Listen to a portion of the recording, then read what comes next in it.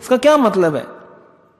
نخلع ونترک من یفجرک، یا اللہ میں اظہار بیزاری کرتا ہوں، میں اعلان برات کرتا ہوں، میں چھوڑتا ہوں اس شخص کو جو تیری نافرمانی کرتا ہو. یعنی ایسے شخص کے ساتھ میں دوستی نہیں کروں گا جو تیرا نافرمان ہو.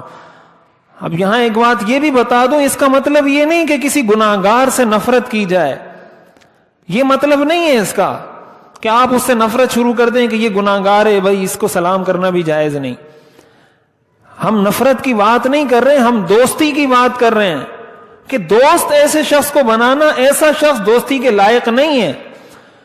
جہاں تک بحیثیت انسان، بحیثیت مسلمان اس کی حیثیت ہے، اس کے حقوق ہیں، ان کا ادا کرنا لازم ہے، اس کے سلام کا جواب دینا لازم ہے. بیمار ہو جائے اس کی عیادت سنت ہے، جنازے میں شریک ہونا یہ اس کا حق ہے. جو حقوق مسلمان کے بتائے گئے ہیں، اسی طرح اس کو نصیحت کرنا، اس کو خیر کی طرف لانا، یہ سب تو کر سکتے ہیں، لیکن اس کو اپنا جگری دوست، اس کے ساتھ وقت گزارنا، اس کی شریعت اجازت نہیں دیتی. یہ مطلب ہے اس کا نخلع ونترک من یفجرک کہ یا اللہ میں اظہار بیزاری کرتا ہوں، میں چھوڑتا ہوں اس شخص کو جو تیرا نافرمان ہے.